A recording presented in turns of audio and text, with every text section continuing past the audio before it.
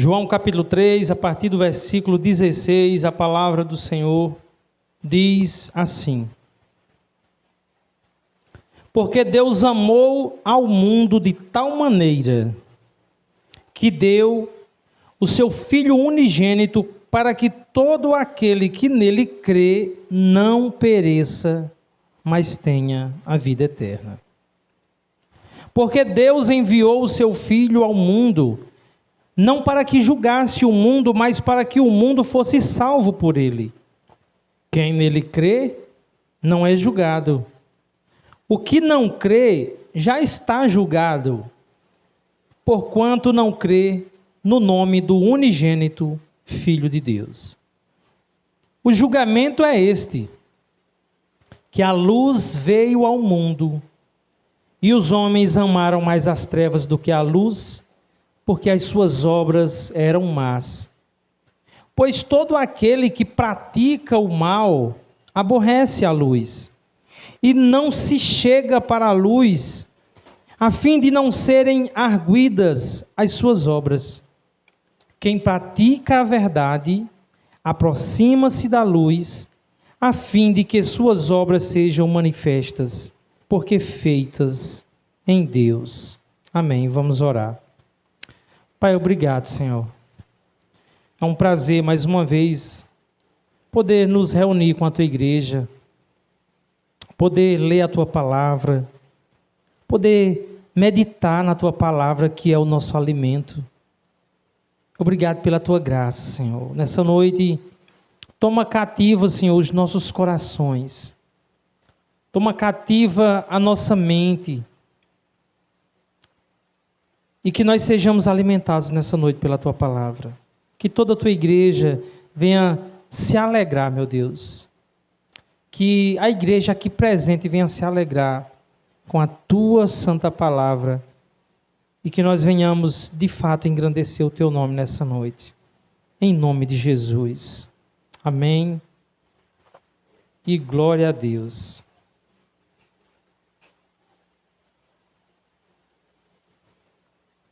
Como é de costume, eu quero começar essa mensagem fazendo algumas perguntas. Irmãos, em geral, como é que o mundo define o amor de Deus? Quais são os critérios do mundo para avaliar o amor de Deus? Em quais circunstâncias o mundo se sente amado por Deus? Para o mundo, qual é a prova do amor de Deus? Como é que esse mundo identifica que o amor de Deus está se manifestando em sua vida?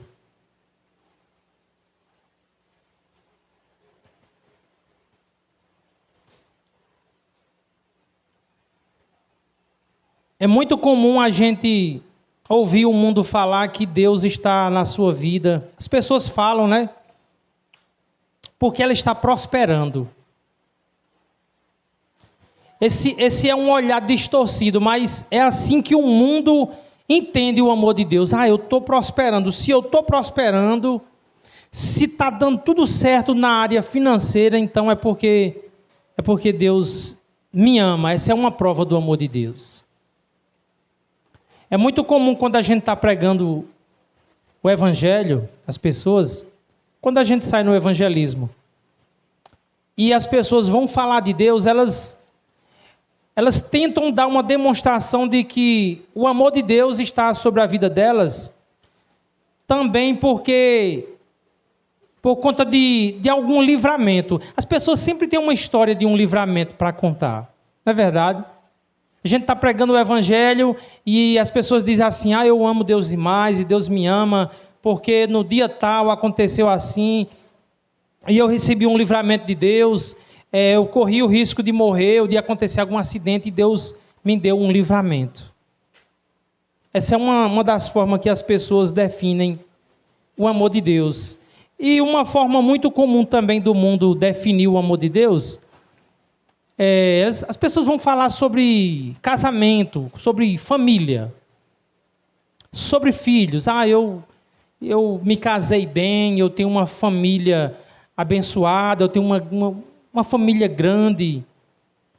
Foi assim que Deus me amou, foi assim que Deus me abençoou.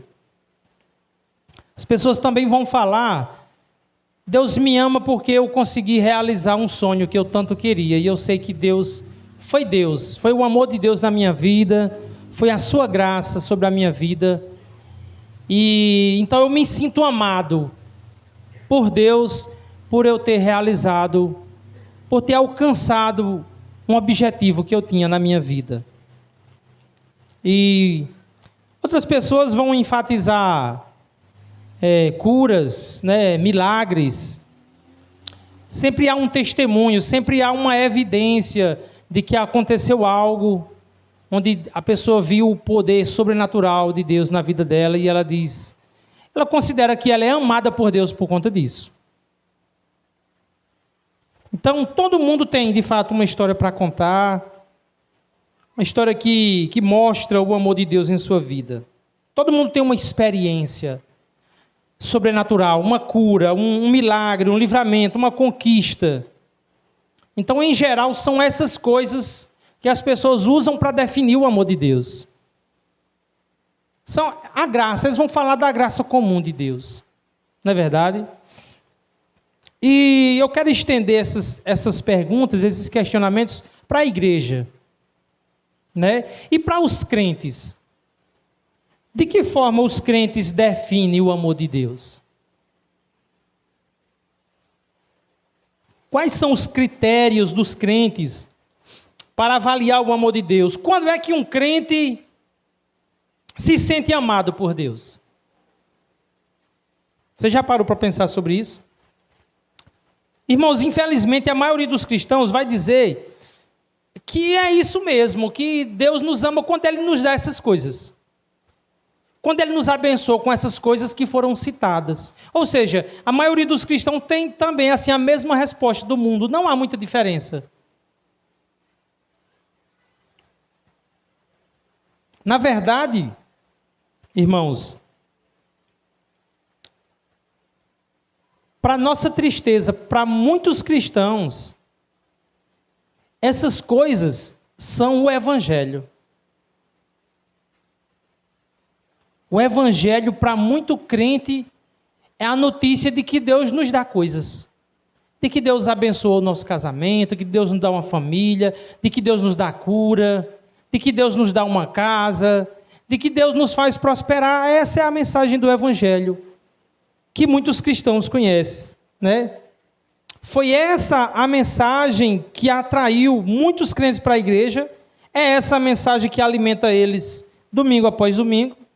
Para nós isso não é novidade, nós sabemos que essa teologia da prosperidade tomou de conta não só do Brasil, mas todo lugar onde tem uma igreja, essa teologia ela é mencionada, ela é enfatizada, né? Então muitos cristãos vão dizer que o amor de Deus está presente em suas vidas porque eles estão prosperando. Porque eles estão ganhando dinheiro, estão tendo conforto. Porque eles estão tendo uma vida confortável nesse mundo. E essa teologia vai dizer que aqueles que estão na igreja, mas não estão prosperando, é porque não têm fé. A culpa é deles. Deus não abençoou eles porque eles não têm fé. E irmãos, se a gente de fato perguntar para os crentes hoje, por que você acha que... Por que Deus te ama, crente? Crente, por que Deus te ama? Muitos deles vão dizer assim, olha para a minha família. Veja os meus filhos. Eu tenho uma família, eu tenho filhos. E eles vão dizer assim, meus filhos estão todos formados. Né? Um se formou em medicina, outro se formou em arquitetura. É assim que os crentes, a maioria deles, dizem que Deus... Que essa é a demonstração, essa é a prova de que Deus ama eles. de que Deus nos ama.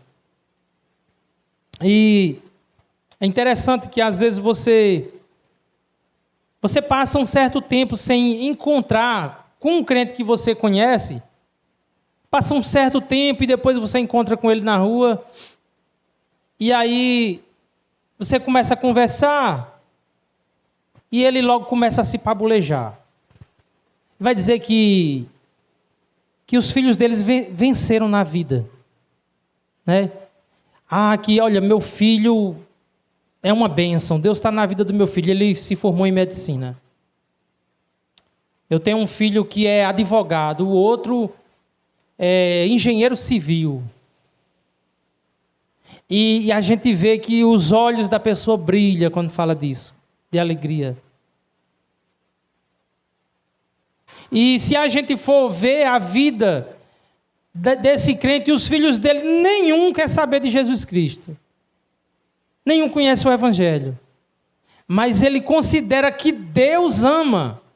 Ele que ama os seus filhos, porque os seus filhos venceram na vida, têm uma carreira de sucesso. Então, essa é a marca para muitos crentes. A gente vê que uma das coisas que faz muito sucesso nas igrejas são as curas, né? Os milagres. Essa é uma forma do crente ver aquele mover e acontece alguma coisa na vida dele e ele diz, olha só como Deus me ama. Eu fui curado. Aconteceu um milagre extraordinário na minha vida. E geralmente são crentes que têm pouco conhecimento do Evangelho. Se você fizer uma simples pergunta para crentes assim, se você perguntar o que é o Evangelho? Uma pergunta muito simples, o que é o Evangelho? E aí você vai ver muitos crentes tremerem na base. E todas as respostas que ele pode dar a essa pergunta não correspondem ao Evangelho. Não é contraditório isso? É triste, na verdade. E, de fato, nós sabemos que Deus tem sido gracioso. Deus tem derramado a sua graça, tanto para os crentes como para os não crentes, a graça comum. Deus tem dado, de fato, essas coisas para as pessoas. Deus tem abençoado a vida de muita gente. Mas essa não é a mensagem do Evangelho. A Bíblia não fala dessas coisas como sendo a marca do amor de Deus. Essa não é a prova do amor de Deus.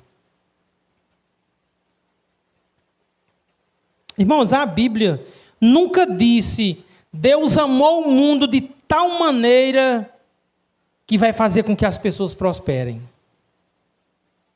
Nós não vamos encontrar isso. Quem prega isso, nós sabemos que são os hereges. A Bíblia nunca disse assim, Deus amou o mundo de tal maneira que vai curar todo mundo. Nunca mais as pessoas vão morrer de doença. Se a gente fizer uma pesquisa na internet, a gente vai ver que milhares de pessoas morrem todos os anos de enfermidade. Crentes e não crentes. Ou seja, essa não é a mensagem do Evangelho. Por outro lado, a Bíblia faz uma afirmação que nos direciona para todo o Evangelho, que norteia o Evangelho, que a Bíblia faz a afirmação em pequenas frases, pequenos versículos, que entrega para nós assim a mensagem do Evangelho. É o caso de João 3,16, que diz, Deus amou o mundo de tal maneira que deu seu Filho único, seu Filho unigênito, para que todo aquele que nele crê não pereça, não seja condenado, mas tenha a vida eterna. Irmãos, o amor, a prova do amor de Deus pelo mundo, foi enviar o seu único Filho para morrer numa cruz e para com o seu sangue comprar a vida eterna para muitas pessoas. Essa é a prova de amor de Deus citada na Bíblia. O amor de Deus para com o mundo, irmãos, não é nos dar coisas que enferrujam, coisas que se perdem com o tempo. A prova do amor de Deus em nossas vidas não é que Ele vai nos encher de presentes. Não é que Ele vai nos dar coisas que os ladrões podem roubar de nós. Que elas podem se destruir com o passar do tempo. Mas a prova do amor de Deus pelo mundo é que Ele nos deu Jesus, o bem mais precioso de Deus, o seu Filho amado em quem está todo o seu prazer. Mas isso surge uma outra pergunta: por qual motivo a igreja insiste em apresentar uma prova de amor que não é citada nas Escrituras? Por que a igreja enfatiza isso? Por que a igreja tenta atrair pessoas enfatizando as coisas que Deus pode dar, ao invés de enfatizar Cristo? Ao invés de dizer que Deus nos deu Cristo. Esse é o Evangelho. E a resposta, irmãos, é que a boca fala daquilo que o coração está cheio. São pessoas que têm os olhos voltados apenas para esta vida, para o bem-estar nessa vida, para a aquisição de bens materiais.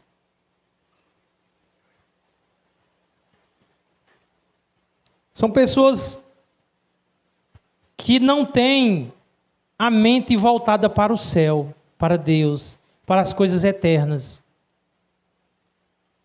Mas Romanos 5, versículo 8 diz assim: mas Deus prova o seu próprio amor para conosco, pelo fato de ter Cristo morrido por nós, sendo nós ainda pecadores. E a verdade é que o mundo vive mudando o Evangelho, adulterando o Evangelho, porque o mundo não ama o Evangelho. A verdade é que muitas pessoas que estão dentro da igreja mudam o Evangelho, ou tentam apresentar um Evangelho diferente, porque essas pessoas, elas mesmas, não foram alcançadas pelo Evangelho. Elas consideram, irmãos, que o Deus da Bíblia é santo demais. E de fato é. Mas elas consideram de uma forma que isso incomoda. Por isso a necessidade de diminuir o Deus da Bíblia. Porque o Deus da Bíblia não se encaixa em uma sociedade que ama o pecado. O Deus da Bíblia não se encaixa em uma sociedade que está em trevas.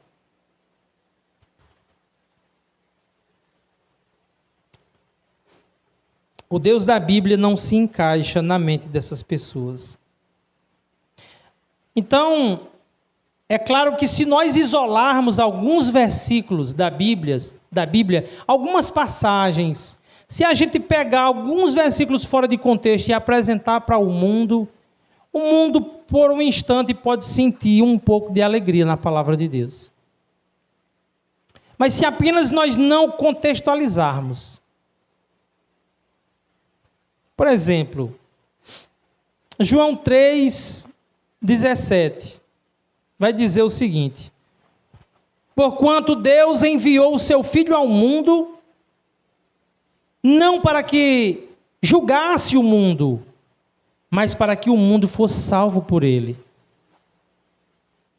E aí as pessoas ouvem esse versículo e elas se alegram: eba, esse aí é o Jesus que nós amamos. Esse é o Jesus que nós queremos. Um Deus que amou o mundo de tal maneira e que enviou seu Filho não para julgar, mas para salvar. Jesus, eles vão dizer, Jesus não julga ninguém. Jesus não traz julgamento para as pessoas. Os crentes é que julgam. Os crentes é que costumam julgar as pessoas. Os crentes é que costumam apontar pecado, falar de pecado. Mas olha o que a Bíblia está dizendo. Porquanto Deus enviou seu Filho ao mundo, não para que julgasse o mundo, mas para que o mundo fosse salvo por ele. Porque o mundo não gosta de julgamentos. O mundo não gosta da exposição do seu pecado. Não gosta que as trevas que há nele seja revelada, seja mostrada. Então o mundo vai sentir um pouco de alegria se a palavra de Deus for colocada dessa forma, selecionar um pequeno texto de algum lugar. E a gente sabe que muitos crentes fazem isso porque quer ficar de bem com o mundo. Mas o próximo versículo, que é o 18, diz: quem nele crê, não é julgado. O que não crê já está julgado. Porquanto não crê no nome do unigênito Filho de Deus. Mas esse Jesus, ele é muito desconfortável. Um Jesus que tem uma palavra que diz que aquele que não crê nele já está julgado. Isso é muito duro. As pessoas vão dizer, você não tem noção de quantas pessoas boas vão se ofender com esse versículo. Porque o mundo parte de um pressuposto de que há pessoas boas. Nós sabemos que não há pessoas boas. Tudo que existe são pecadores que precisam ser alcançados pela graça de Deus, que precisam se arrepender, que precisam de salvação. Se nós analisarmos melhor o versículo 17, que diz que Jesus veio não para julgar, mas para salvar. Ora, aquilo que precisa ser salvo está perdido, está em um estado de perdição. Não existem pessoas boas.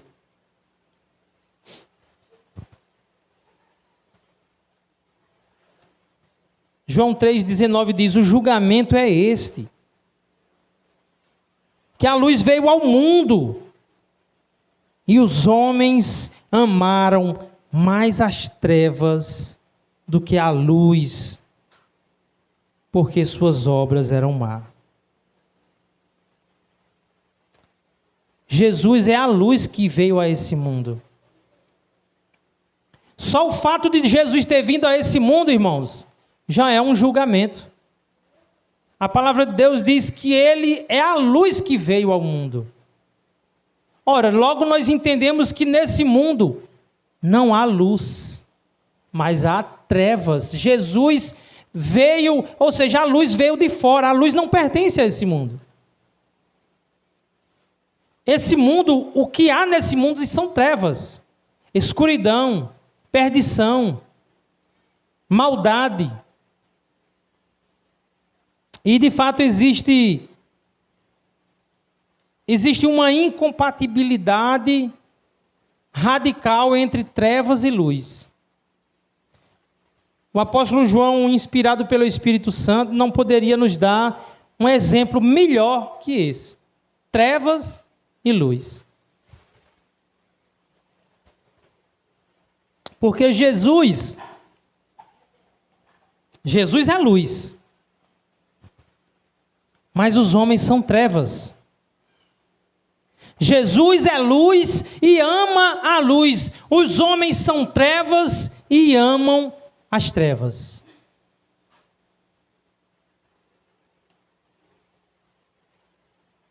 Então, luz e trevas são duas coisas radicalmente opostas. Elas não se misturam, não podem existir no mesmo ambiente. Na Bíblia, irmãos, luz está sempre associada ao que é bom. Na Bíblia, luz sempre está associado ao que é verdade, à humildade, ao conhecimento. Na Bíblia, a luz nunca está associada com coisas ruins, mas sempre com o que é bom, com o que é puro, com o que é verdadeiro, o que é genuíno, o que é amável. Então, em Gênesis 1, versículo 3 e 4 diz assim: disse Deus, haja luz, e houve luz. E aí o versículo 4 diz: e viu Deus que a luz era boa, e fez separação entre luz e trevas. Ou seja, a luz é boa, e o próprio Deus fez distinção, fez separação. A luz é boa, Deus chamou a luz de boa. E nós mesmos, no nosso cotidiano, nós associamos sempre a luz a coisas boas. Quando uma mulher tem um filho, nós dizemos que ela deu à luz. Nós associamos a luz com vida, com uma nova vida que veio ao mundo. E 1 João,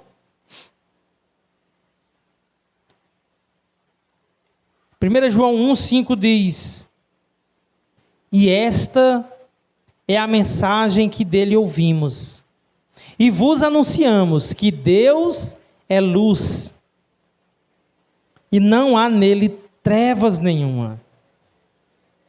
E eis o problema, porque a luz veio ao mundo, e os homens amaram mais as trevas do que a luz. Porque quando a luz veio ao mundo,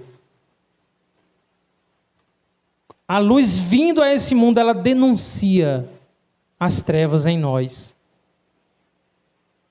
Ela revela. Ela mostra o que há de errado. Ela dá entendimento. E porque a verdadeira luz revela as trevas no homem, é que o homem odeia a luz. É que o homem foge da luz. O homem não quer que seja lançado luz sobre ele, porque a luz vai revelar as trevas que há no seu coração, que há na sua mente, que há na sua vida. O mundo foge da luz, porque em Deus não há trevas.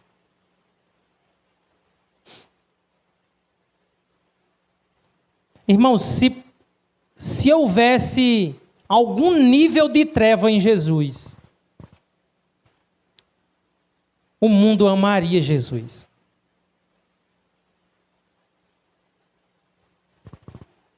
Como não há nenhuma treva em Jesus, ele é uma luz que irradia, que dá conhecimento, que dá entendimento, que revela a maldade do homem, que revela o pecado, revela as trevas em nós. Então o homem odeia a luz. O homem é literalmente trevas. E Deus é luz. Como pode haver comunhão?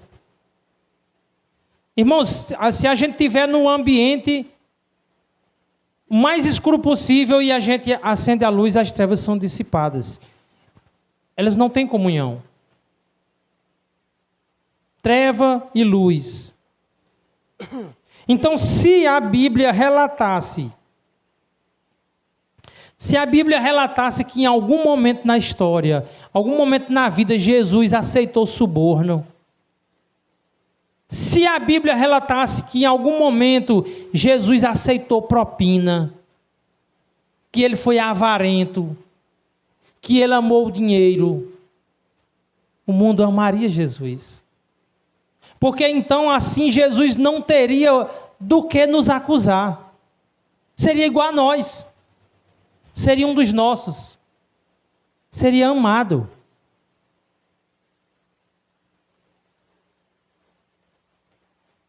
Irmãos, se Jesus tivesse alguma sombra de treva, muita gente que está na igreja se sentiria aliviado. Já parou para pensar sobre isso? Se houvesse alguma mancha em Jesus, muito crente se sentiria aliviado, porque ele iria olhar e dizer assim: oh, se Jesus pecou dessa forma, então eu estou bem, está tudo certo. Esse Jesus seria amado. Muita gente na igreja sentiria paz.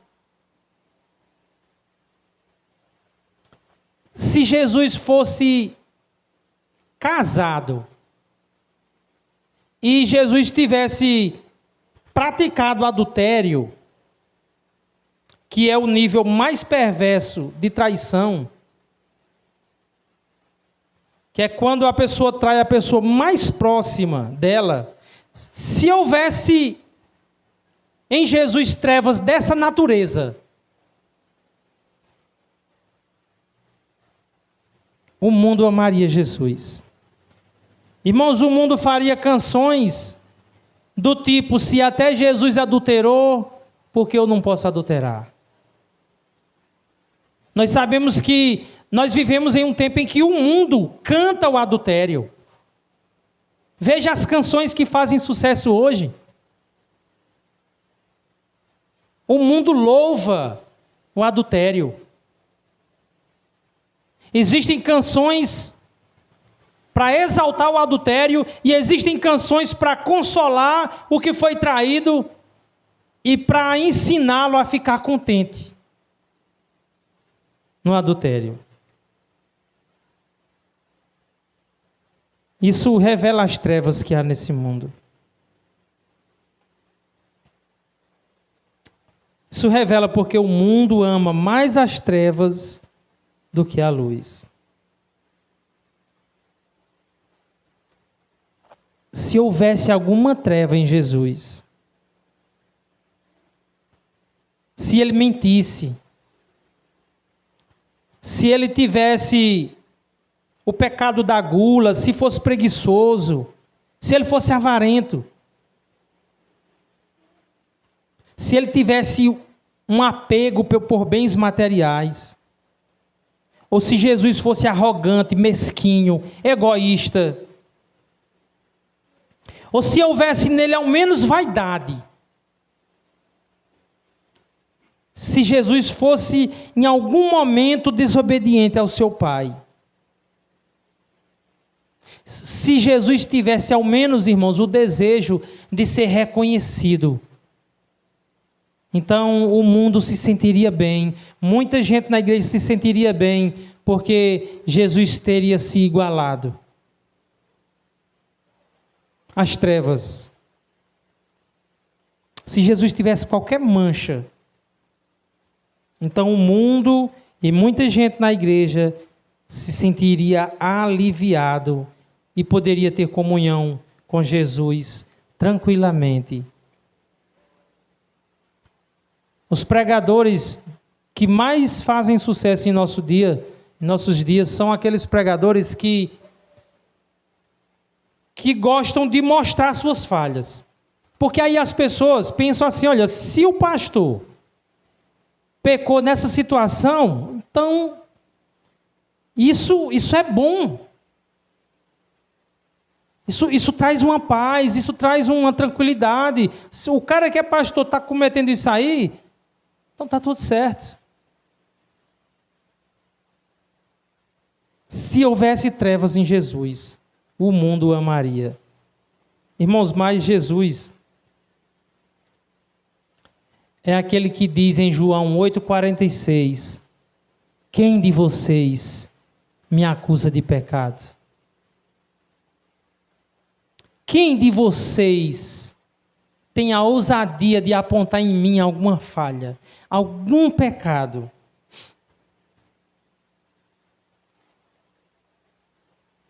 Jesus é luz, não há trevas nele.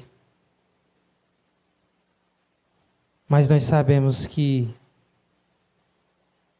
o homem é treva. que o pecado entrou no mundo, que há nos homens somente trevas, nenhum resquício de luz brota do coração dos homens, nem da mente dos homens.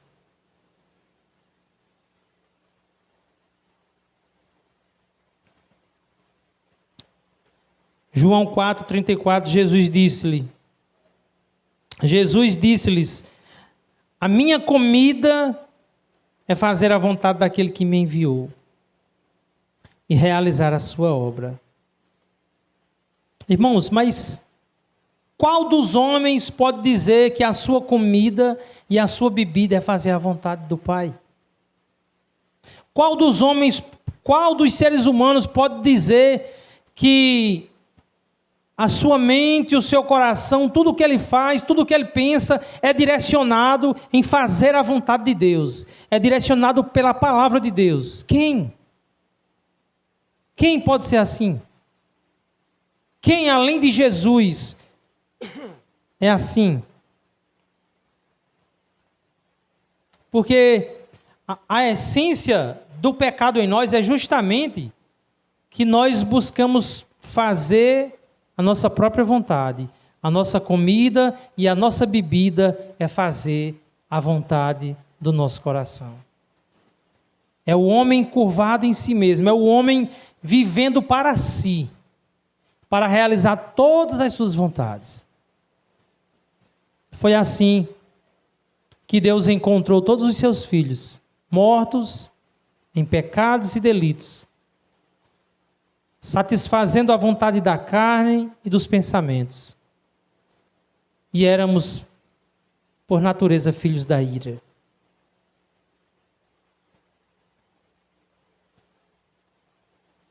Irmãos, Jesus, de fato, ninguém pode apontar ou acusar Jesus de alguma falha.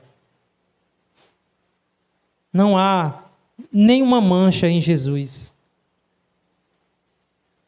Nenhum desejo de glória, nenhuma vontade de reconhecimento dos homens. Jesus, ele é totalmente suficiente em si mesmo, no amor que ele tem com o Pai e com o Espírito Santo.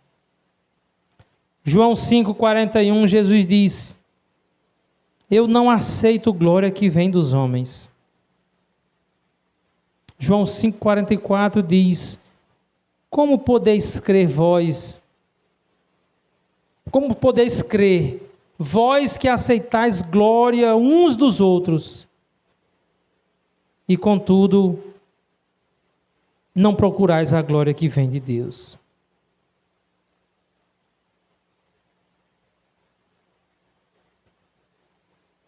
Parece que eu comecei pregando uma mensagem, e no meio do caminho eu mudei a mensagem.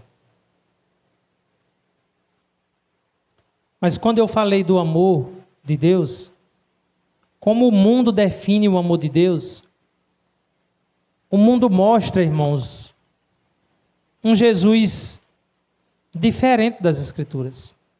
Um amor diferente daquele mencionado pelas Escrituras. Porque o mundo tem essa necessidade de descaracterizar quem Deus é. O mundo precisa de um Jesus que reflita a glória dos homens.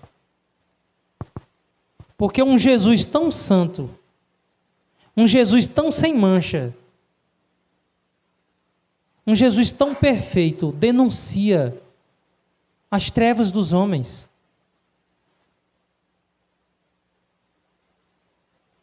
Então, não só o amor de Deus, mas tudo que as pessoas vão falar sobre Deus, elas procuram uma forma de diminuir Deus, de mostrar um Deus diferente.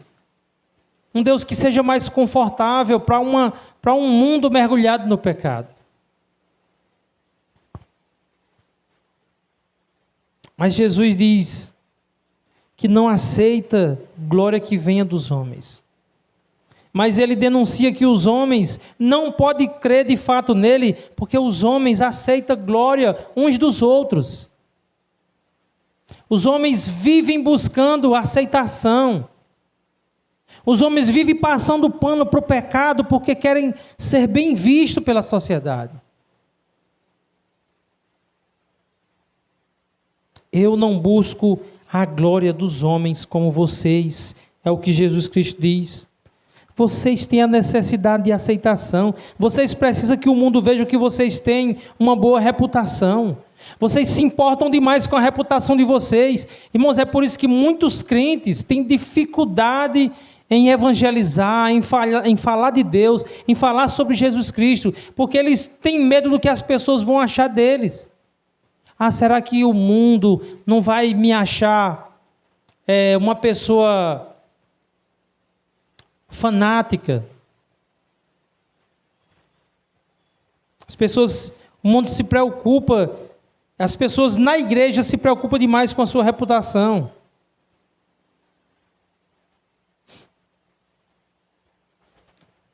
E esse é o motivo pelo qual os cristãos conseguem conviver muito bem com pessoas que desonram a Deus.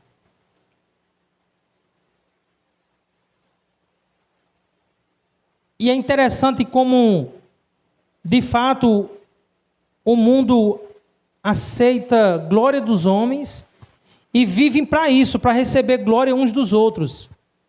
Porque se observarmos, irmãos, é muito comum as pessoas conviverem bem com o pecado do próximo, passar pano para o pecado do próximo, porque até então ali só desonra Deus. Mas essas mesmas pessoas, quando o seu próximo pisa no seu calo, ou de alguma forma denigre a sua imagem, ou fala mal dessa pessoa, aí sim, aí mexeu na honra dela. Aí ela se ofende. Porque o mundo pode desonrar a Deus, mas não a mim. É o que muitas pessoas pensam. Isso é um problema gravíssimo, é uma denúncia das trevas que há nos homens. E é triste quando isso acontece com a igreja. 1 João 1,6 diz: se dissermos que temos comunhão com Ele e andarmos em trevas, mentimos e não praticamos a verdade. Quando é que nós dizemos ter comunhão com Cristo, mas estamos em trevas? Quando é que nós dizemos estar na luz, mas estamos nas trevas? É quando nós nunca tomamos as decisões de acordo com a palavra de Deus. É quando a nossa vida não é pautada na palavra. É quando nós passamos pano para o pecado. Nós dizemos estar na luz, mas estamos nas trevas. É quando o crente, os seus conselhos, sua conduta,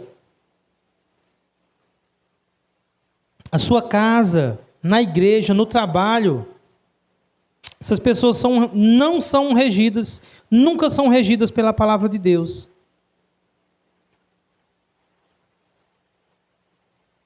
E nós sabemos que uma vida regida e pautada na luz traz implicações para as nossas vidas.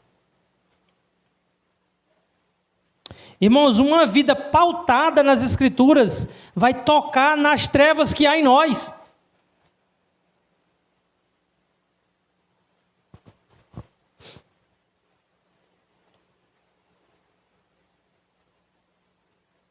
E em nossos dias tem muito crente vivendo confortável nas trevas.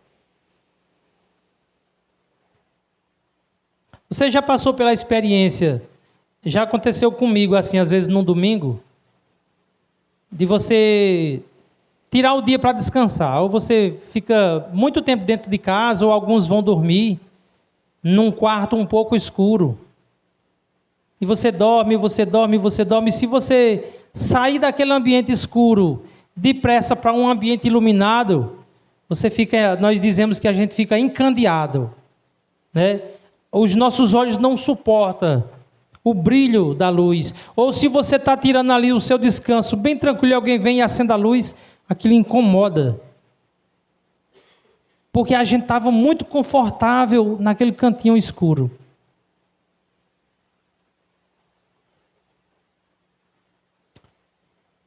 É assim que muitos crentes se sentem quando a luz do Evangelho chega na vida dele.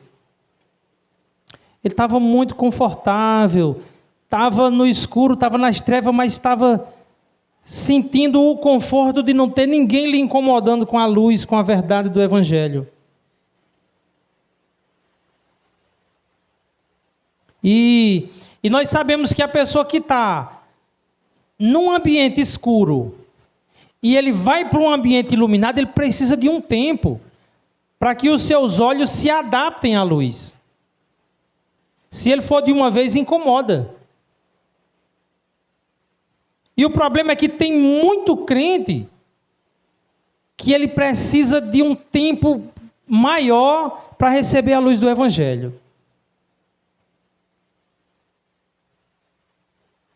São pessoas que nunca se ajustam com a luz. O tempo passa e o tempo passa, mas se você lançar a luz do Evangelho, os seus olhos estão muito sensíveis.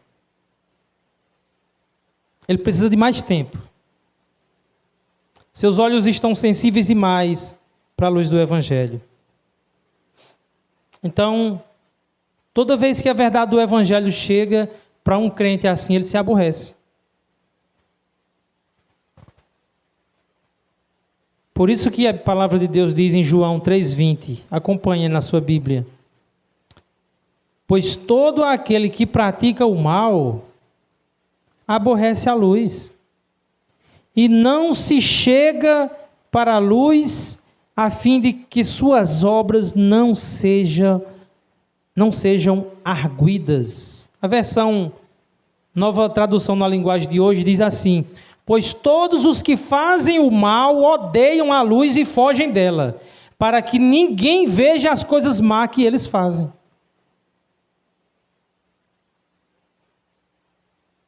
É quando nós temos a consciência de que a nossa vida deveria estar de fato na luz, estar de fato na verdade, mas quando a pessoa tem a oportunidade, ou quando é lançada luz sobre a sua vida, ela foge, ela corre, ela fecha a porta para qualquer oportunidade de alguém que possa lhe exortar.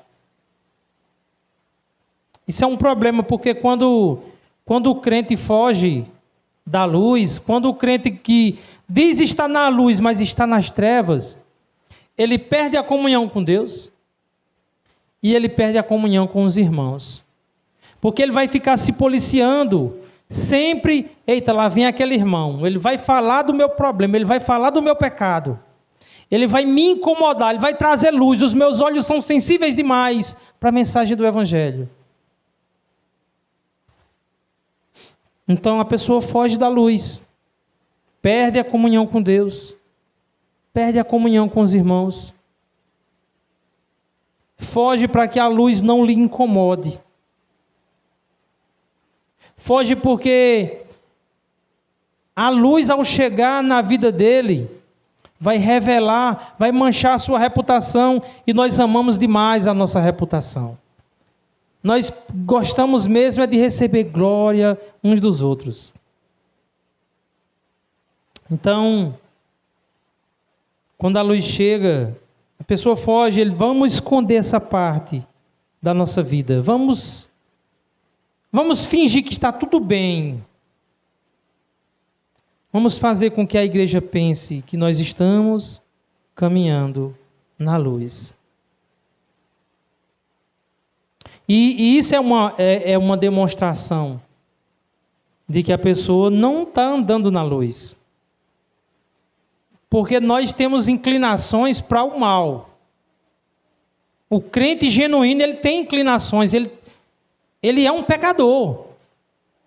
E nós, como igreja, precisamos uns dos outros.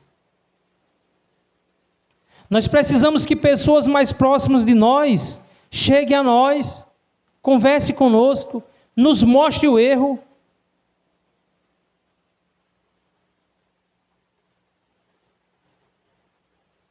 Nós precisamos exortar uns aos outros, como a palavra de Deus diz.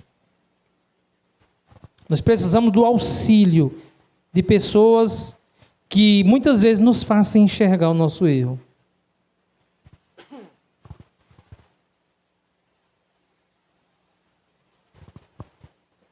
Irmãos, a palavra do Evangelho, a mensagem que nós pregamos fala sobre arrependimento. O Evangelho fala sobre arrependimento. O Evangelho fala sobre confissão de pecados. O Evangelho fala sobre transformação de mente. O Evangelho fala sobre transformação de coração, de ações.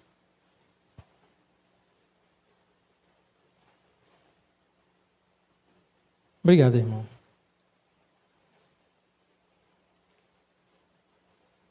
Mas quando o crente foge da luz, é uma demonstração de falta de arrependimento. Quando o crente foge da luz, é uma demonstração de que ele não quer se arrepender, não quer transformação, não se preocupa em perder a comunhão com Deus, não se preocupa em perder a comunhão com os irmãos, mas quer estar confortável nas trevas.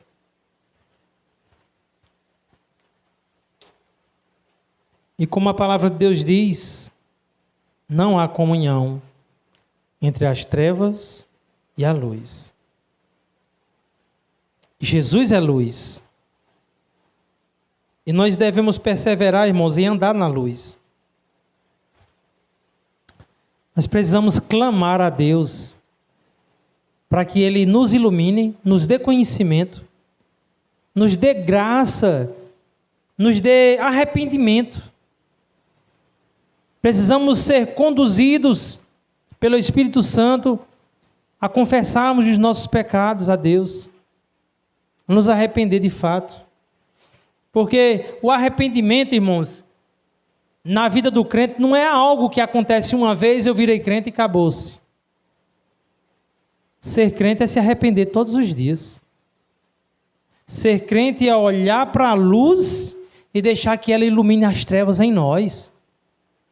Que a luz afugente as trevas que há em nós.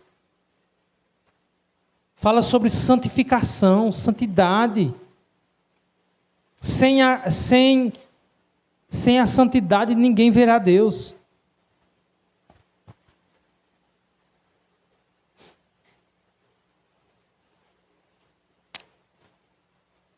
João 3:21 diz assim: mas os que vivem de acordo com a verdade procuram a luz, a fim de que possa ser visto claramente que as suas ações são feitas de acordo com a vontade de Deus. 1 João, capítulo 1, a partir do versículo 5, a mensagem que Cristo nos deu e que anunciamos a vocês é esta: Deus é luz, não há nele nenhuma escuridão. Portanto, se dizemos que estamos unidos com Deus e ao mesmo tempo vivemos na escuridão, então estamos mentindo com palavras e ações. Porém, se vivemos na luz, como Deus está na luz, então estamos unidos uns com os outros.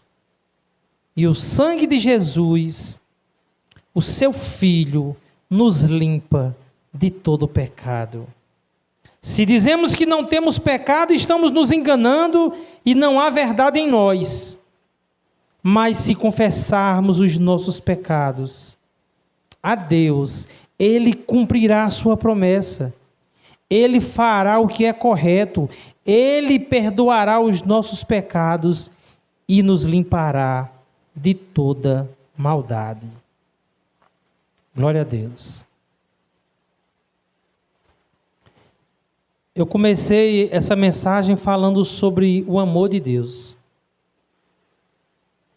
E que a mentalidade a forma como Deus, como a igreja, os filhos de Deus enxergam o amor de Deus, se baseia em que Deus nos deu o seu Filho. Nós temos a convicção de que Deus nos ama porque Ele enviou Jesus para morrer pelos nossos pecados.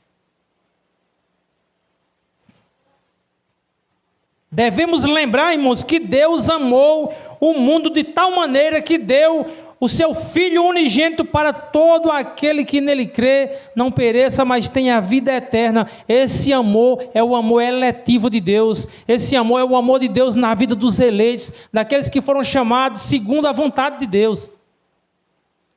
Esse amor está sobre a vida daqueles que foram escolhidos antes da fundação do mundo. Sabemos que esse amor é o amor de Deus, não pelo mundo, mas pelos eleitos. A palavra mundo não significa aí todo mundo, ou todos os indivíduos. Irmãos, Deus entregou Jesus por aqueles que Ele escolheu em seu Filho antes da fundação do mundo. E o propósito pelo qual Deus escolheu é para sermos santos e irrepreensíveis em sua presença. Devemos lembrar do amor de Deus e devemos entender que Jesus Cristo comprou para nós o perdão de Deus. Nós não devemos fugir para as trevas. Nós não devemos nos esconder nas trevas, mas nós devemos ansiar pela luz de Cristo brilhando em nós. Não com medo de Deus, mas lembrando que Ele nos ama. Que esse amor de Deus por nós em Cristo é um amor que nos aperfeiçoa, que nos santifica, que tira toda mancha do pecado em nós, que nós podemos nos achegar a Deus com fé, com confiança e pedir perdão pelos nossos pecados, confessar os nossos pecados e andar na luz, sabendo que Deus nos perdoa, que Deus tem prazer em nós por meio de Cristo Jesus. Nós não devemos fugir para as trevas, para a escuridão. Que nós não devemos temer a luz do Evangelho, a luz da verdade. Nós devemos, irmãos, lembrar que Jesus disse sobre nós: vós sois a luz do mundo. Como pode, irmãos, a luz do mundo andar em trevas, querer as trevas, buscar as trevas, fugir das trevas, fugir da luz? Vós sois a luz do mundo. Não se acende uma candeia para colocar debaixo do alqueire, assim, do velador. Não se esconde. Se somos luz, devemos andar na luz. A luz eterna é o nosso objetivo final, é a nossa morada eterna. É com Deus, é com a verdade. As trevas estão sempre associadas a mentira, a pecado, a vaidade, a arrogância.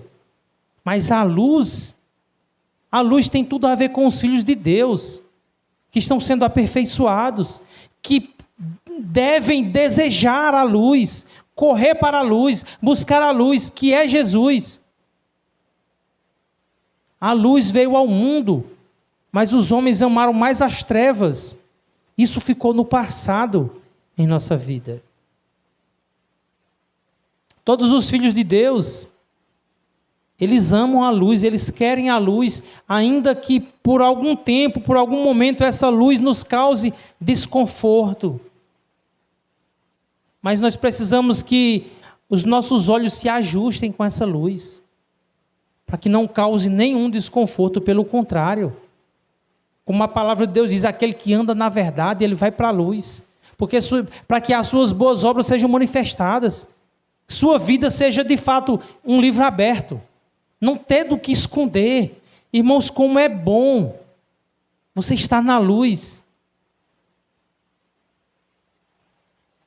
Como é bom a sensação de você, e como a palavra de Deus diz, não é que não vai haver pecado em nós. A palavra de Deus diz, aquele que disser que não tem pecado está mentindo, a verdade não está nele.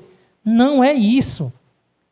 É nós deixarmos que a luz mostre as trevas em nós e que ela afugente as trevas. Que a gente tenha a consciência de que os nossos pecados, ele quebra a comunhão com Deus e quebra a comunhão com a igreja, quebra a comunhão com os irmãos. Irmãos, aquele que está em treva, ele não tem coragem nem de orar tranquilamente, se achegar diante de Deus em oração.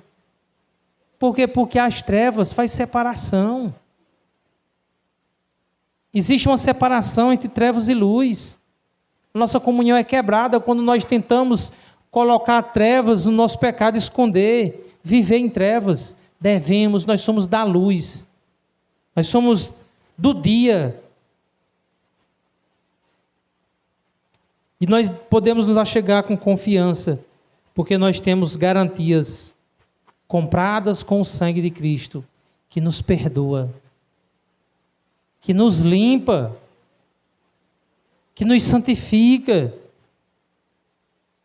Por que fugir da luz se a luz é a nossa casa, nosso destino final? Por que fugir da luz se a própria luz vive em nós por meio do Espírito Santo? Glória a Deus. Que Deus nos conceda graça, irmãos. Arrependimento. Que a gente sinta um desejo no nosso coração de ir para a luz, de estar na luz. Que a gente se constranja diante de Deus nessa noite. E que a gente anseie que a luz de Deus invada todo o nosso ser. Nós não tenhamos nada para esconder. Apenas a luz de Deus clarear o nosso caminho, a verdade do Evangelho. Amém? Glória a Deus.